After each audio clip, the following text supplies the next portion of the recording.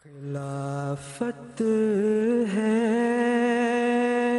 इनाम आसमानी,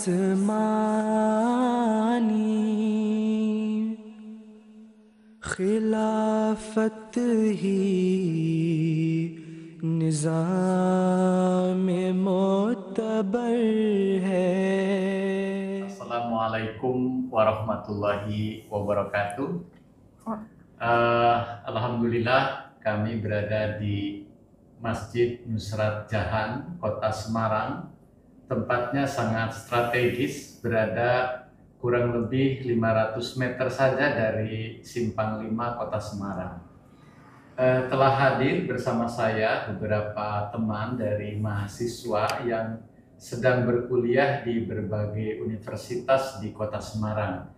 Kita akan coba berkenalan dengan mereka supaya kita bisa mengetahui tentang pernik-pernik gitu ya, pernak-pernik yang mereka alami selama perkuliahan di Kota Semarang ini. Kita mulai dari Mbak Danis supaya memperkenalkan diri. Baik, Assalamualaikum warahmatullahi wabarakatuh. Waalaikumsalam. Perkenalkan, nama saya juga Tundi Isna Danisti, biasanya dipanggil Danis. Kuliahnya sekarang di Universitas Diponegoro semester akhir di jurusan Teknologi Rekayasa Kimia Industri. Perkenalkan, nama saya Amatul Rahim, asal cabang Semarang. Saat ini berkuliah di Universitas Negeri Semarang, jurusan Sastra Prancis dan berada di semester 7. Assalamualaikum warahmatullahi wabarakatuh. Waalaikumsalam. Perkenalkan, nama saya Muhammad Gibran Altamis. Saya kuliah di Universitas Diponegoro, mengambil jurusan peternakan dan sekarang berada di semester 3. Saya tuh kok selalu penasaran ya, gimana sih kesan yang paling melekat gitu ya di pengalaman rekan-rekan ini ketika datang ke Semarang, itu apa yang terlintas gitu ya, Mbak Danis? Karena awal datang di Semarang ini di tahun 2022, awalnya saya kaget, kayak kan biasanya di rumah itu deket sama orang tua dan sekarang ngerantau, tapi untung saya punya teman-teman yang welcome, yang saling ngerangkul, ramah. Jadi orang-orang Semarang ini termasuknya ramah. Terus di sini tuh makanannya relatif murah ya daripada di asal saya di Tangerang Selatan gitu. Oke, itu ya, teman dan makanan murah. Ya, itu bisa logis juga sih ya, kita menjadi pilihan di mana harus kita meneruskan pendidikan, karena biasanya memang itu menjadi indikator yang paling dipilih pertama gitu ya. Betul. Oke, Mas Gibran, kesan apa yang terlintas ketika mulai datang ke Semarang? Kalau kesan saya di Semarang ini, yang pertama kan klimat di sini tuh lebih besar. Terus juga cuacanya di sini tuh apa ya? Beda banget lah sama di Malang. Lebih panas gitu ya. Kalau ingat panas, ingat Semarang lah. Oh, berarti disambut dengan hangat. Iya. Hangat cuaca Semarang. Oke, kalau Mbak Ama gimana nih? Kalau saya pasti ada culture shock-nya dulu, Pak. Oh, gitu. Jadi kan kaget gitu ya Pak di Iya. sini karena makanannya pertama itu manis-manis. Dan kalau saya kan dari Jawa Barat, itu kan biasanya relatif asin dan pedas, itu pertama. Terus cuacanya panas. Tapi kalau saya yang buat kagumnya di sini tuh Kota Semarang tuh benar-benar didesain untuk nyaman untuk pelajar gitu, Pak. Dari segi transportasinya juga maju ya, Pak. Ada Iya. Trans Semarang, BRT, dan harganya juga murah untuk. Oke, berarti lengkap nih. Ada yang dari makanan, ada dari transportasi, ada yang dari segi cuaca ya. Ini terkait dengan perkuliahan nih. Apa rekan-rekan ini sudah merasa pas dengan jurusan yang dipilih atau ada hal lain gitu ya? Karena dulunya itu saya suka kimia. Oh gitu. Tadinya tuh mau masuknya farmasi, tapi diterimanya di Undip Teknologi Rekayasa Kimia Industri, itu kayak D4-nya Teknik Kimia. Jadi masih masuk lah, karena itu masih masuk ranah kimia. Jadi masih saya bisa jalanin dengan Jadi walaupun bukan pilihan pertama, tapi masih bisa berjalan sesuai keinginan. ada kaitannya. Iya, betul, Pak. Kalau Mbak Ama sendiri nih, apakah sastra Prancis ini pilihan pertama? Ya, baik. Jadi kalau sastra Prancis itu saya pilihan kedua, Pak. Gitu Pilihan ya. pertama saya itu di sastra Inggris Unsur di Purwokerto. Tapi ternyata setelah saya masuk di sastra Prancis, menurut saya itu jauh lebih menyenangkan gitu. Ternyata sama sekali nggak merasa tersesat gitu. Oh iya gitu. Oke. Kalau Mas Gibran nih, dengar-dengar pernah di UP dulu ya. Apakah di sana kurang pas dari sisi penjurusannya, mungkin dengan hobi dan minat atau seperti apa? Ya betul juga sih, salah jurusan karena kan saya kan backgroundnya itu dari SMA itu kan IPA. Gitu. Nah, terus kan jurusan di UP itu bisnis digital, jadi kayak bertolak belakang lah. Pas kuliah tuh ya jadi pusing. Akhirnya pas semester 2 itu saya ada pikiran untuk pindah. Pilihan pertamanya kedokteran hewan, keduanya peternakan. Nah yang diterimanya di peternakan. Alhamdulillah, berarti di peternakan ini sudah matching gitu ya, Ya, dengan harapannya. Oke, itu penting juga sekiranya daripada dipaksakan gitu ya. Kalau istilah Sunda itu ada istilah awet trajet gitu ya. Nah, itu penting juga sekira untuk pengembangan diri lebih maksimal gitu. Oke, kita ini kan tidak bisa lepas ya dari identitas kita sebagai jemaat. Bagaimana sih bisa kontak dengan jemaat yang ada di Semarang? Mungkin dari mana nih, gitu ya? Karena dulu awal di Undip ini aku kan COVID, terus baru tahun selanjutnya baru pindah ke Semarang. Nah itu lewat ketua LI dari cabang saya Serua, kontak nyari ketua LI cabang Semarang. Nah itu ketua LI cabang Semarang itu meminta kontak saya, terus saya menghubungi ketua LI cabang sini, terus untuk mengetahui acara-acara yang diadakan di Semarang ini. Jadi saya bisa mengikuti acara yang di Semarang. Ada yang Semarang. Oke, terima kasih. Mas Gibran dulu nih, supaya jangan monoton di sini ya. Oke, Mas Gibran, gimana bisa jalannya gitu ya, bisa berada di lingkungan Masjid Semarang ini gimana? Kalau dulu kan pas awal-awal keterima tuh, saya tuh niatnya tuh udah mau cari kos tuh sama orang tua, mau datang lebih cepat ke Semarang. Gitu. Nah, tapi sebelum itu saya tuh ada anggota di Malang yang pernah di Semarang itu, namanya Pak Bambang. Nah, setelah itu apa? Saya tuh tanya-tanya tuh tentang gimana sih Semarang itu. Itu kan saya kan mau kuliah di sana, mau cari kos. Nah, terus tuh Pak Bambang itu nyaranin tuh, ada masjid di Semarang, bisa tinggal juga gitu. Terus orang tua juga menyetujui, akhirnya ya sekarang saya tinggal di sini. Oke, Mbak Ama nih gimana nih, Mbak Ama? Kalau saya emang dulu sebelumnya belum pernah ke Semarang, Pak, dan nggak ada saudara juga di Semarang yang jemaat. Nah, kemudian alhamdulillahnya ternyata saya punya kakak kelas yang berkuliah di Universitas Negeri Semarang juga. Jadi melalui kakak kelas saya itu saya minta berbagai informasi tentang Semarang, kemudian lokasi Masjid Semarang dan juga grup-grup untuk masuk ke AMSAU gitu, Pak. Oke.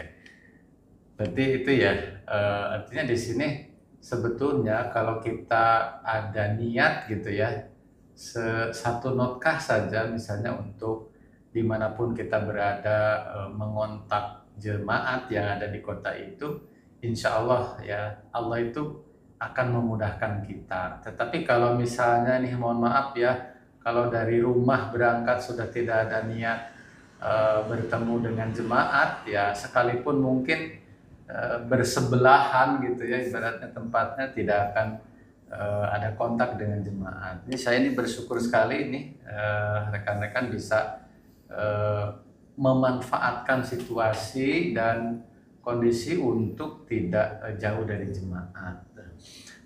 Saya ingin lebih lanjut nih kaitannya dengan masalah jemaat ini. Apakah ada semacam kesulitan dengan identitas kita sebagai Ahmadi dalam perkuliahan gitu, di lingkungan kampus itu ada agak hal-hal yang sekiranya menyulitkan? Mungkin dari Mbak Ahmad dulu deh yang pertama. Kalau saya sendiri nggak ada kesulitan sama sekali Pak. Jadi saya itu kan asalnya dari Jawa Barat, Bogor, dan pindah ke sini ke Jawa Tengah itu saya ngerasain dua perbedaan orang-orangnya, culture-nya gitu. Menurut saya di Jawa Barat itu pandangan terhadap Ahmadiyah itu lebih ke arah negatif gitu Pak. Sedangkan di sini teman-teman saya tuh kalau saya terbuka gitu ya Pak, kalau saya Ahmadiyah berkegiatan di masjid sini, mereka itu tanggapannya itu baik, justru membuka diskusi Pak tentang Ahmadiyah itu bagaimana pemimpinnya dan lain sebagainya. Jadi lebih open ya, Iya, lebih Pak. terbuka gitu ya. Toleransinya lebih Toleransi tinggi. lebih tinggi. Kalau Mas Gibran ada kesulitan nggak di kampus karena identitas sebagai Ahmadi? Alhamdulillah saya juga nggak ada sih Pak. Nggak ada ya? Ya, Ah, saya juga sebenarnya pernah ngajak temen nih waktu puasa tuh ngajak temen untuk ini sholat maghrib di sini bareng itu loh. Awalnya sih emang takut itu kan, takut dijauhin atau diapain itu kan. Ternyata pas udah ngajak, kok ternyata kayak biasa aja gitu kan. Oh ya Oke. udah. Oke. Jadi memang itu nilai plusnya di Jawa Tengah ya. Jadi mungkin stigma sesat Ahmadiyah di Jawa Barat itu seperti sudah mengakar gitu. Ya mudah-mudahan dengan pola yang ada di Jawa Tengah ini sebetulnya kita juga berharap ya di Jawa Barat bisa lebih terbuka gitu menerima perbedaan gitu ya. Karena perbedaan tuh gak mungkin hilang sampai hari kiamat juga gitu. Nah kalau Mbak Danis nih terkait dengan ini gimana nih pengalamannya? Sejauh ini juga aman aja sih Pak. Kalau misalnya temen nanya mau kemana, paling aku jawabnya kayak mau ke masjid ada acara pengajian gitu, kayak teman aku juga oh ya udah di reschedule aja gitu, kayak ya udah gitu mereka. Ya. Lebih terbuka sih pikirannya. Nah ini sekiranya perlu diketahui ya oleh siapapun lah gitu ya, kalau di Jawa Tengah kondisinya sangat ramah lingkungan lah kira-kira ya untuk kita itu ya. Jadi jangan takut untuk berkuliah di kota Semarang ataupun di kota-kota lain yang ada di Jawa Tengah, karena kota pelajar itu kan ada Jogja, ada Malang ya, Surabaya juga sangat mumpuni lah untuk teman-teman bisa melanjutkan perkuliahan. Nah jujur saja nih, saya ingin tanya begini, kan namanya kuliah itu identik dengan kesibukan, tugas-tugas dan sebagainya ya. Bagaimana nih kalian memanage waktu untuk bisa berkegiatan di jemaat dan juga kegiatan kampus tidak ketinggalan? Mbak Danis dulu deh. Karena dulu saya ikut himpunan ya, itu kan sibuk tuh kalau hari Sabtu Minggu, sedangkan juga acara pengajian ataupun muawana juga dilaksanakan juga hari Minggu. Nah itu biasanya saya mengikuti himpunan dari pagi sampai jam berapa. Nah sisanya saya menyusul untuk mengikuti muawana atau pengajian. Jadi membagi waktu antara himpunan dulu lalu dilanjut sama muawana gitu biasanya. Bagus juga ya, jadi dua-dua nggak ketinggalan kalau gitu ya. Jadi ya itu sebetulnya tinggal kita ya, kemauan nggak kemauan gitu. diri sendiri. Memang betul itu. Dan jangan sampai kita membunuh kemauan dan kesempatan untuk ikut serta dalam kegiatan jemaat dengan alasan-alasan tertentu. 1001 alasan saya kira bisa dicari ya kalau kita memang ibaratnya sudah tidak ingin melaksanakan atau mengikuti kegiatan jemaat. Nah, dari Mbak Ahmad sendiri gimana memanage waktu untuk ini? Ya saya setuju juga ya Pak, niat itu penting banget gitu. Dan ada kadang-kadang waktu-waktu saya ngerasa padat gitu ya Pak, antara kegiatan kampus, organisasi, dan juga bertepatan ada kegiatan jemaat gitu.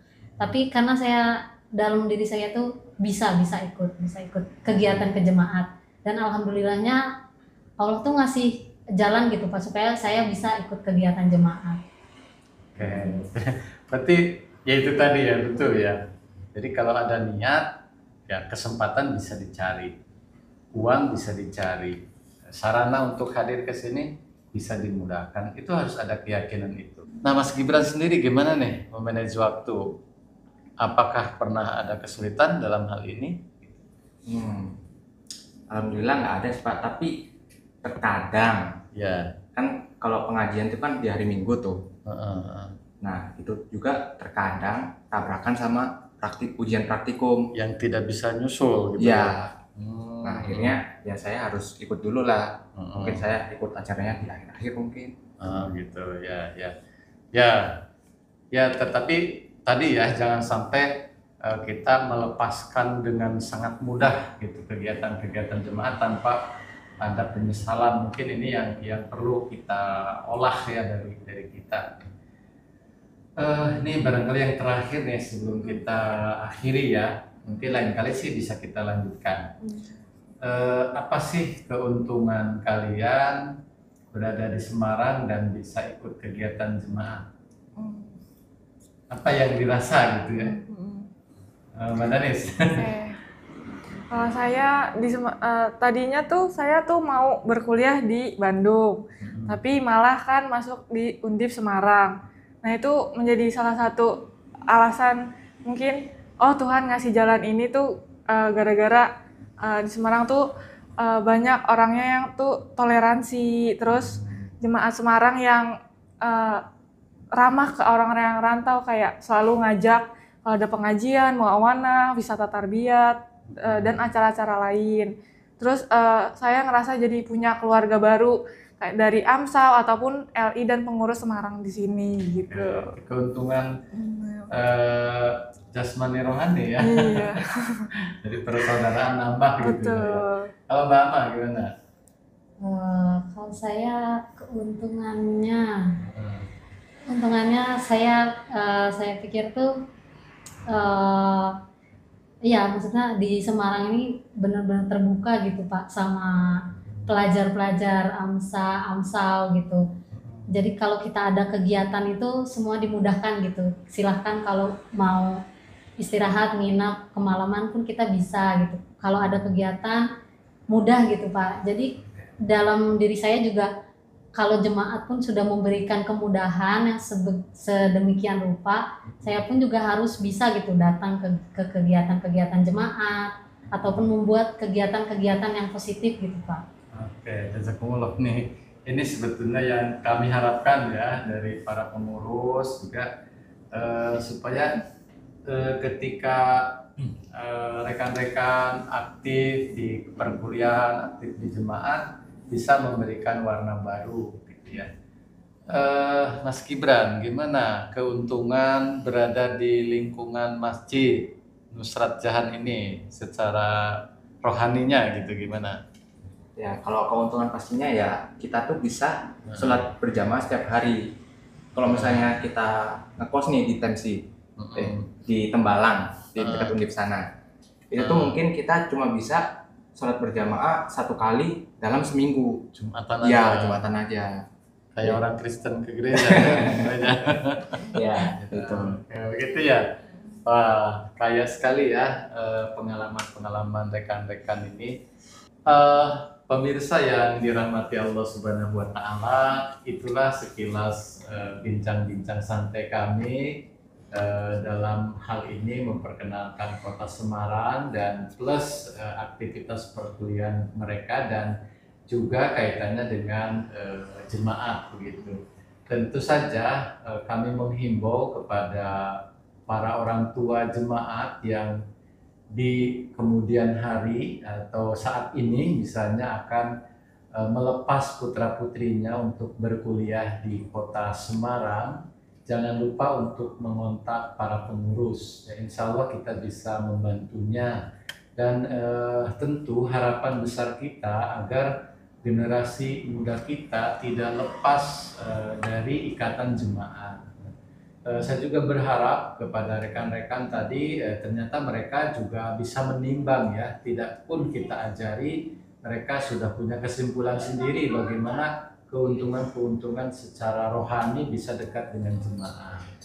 Tentu sebagai goal akhirnya ya kita berharap agar tidak menambah panjang daftar los generasi kita. Nah, ini yang perlu kami sampaikan. Mudah-mudahan dengan gambaran-gambaran seperti ini, insya Allah berkuliah di Kota Semarang tadi nilai plusnya ramah gitu ya. Perkuliahan juga sangat nyaman, teman-temannya banyak dan sangat toleran. Nah, kemudian juga kami juga bisa menyampaikan bahwa untuk katakanlah biaya hidup di Semarang ini ya bisa pilih-pilih gitulah ya. Ada yang misalnya dari sisi kuliner itu ada yang murah-murah juga, murah tapi bukan berarti murahan ya, tetap memperhatikan kualitas gizinya, saya kira itu. Nah, terima kasih atas perhatian yang diberikan. Mudah-mudahan putra-putri kita yang sedang berkuliah saat ini di Kota Semarang diberikan kesuksesan oleh Allah Subhanahu wa taala. Amin ya rabbal alamin. Terima kasih. Jazakumullah. Assalamualaikum warahmatullahi wabarakatuh. वक्त कम है बहुत है काम चलो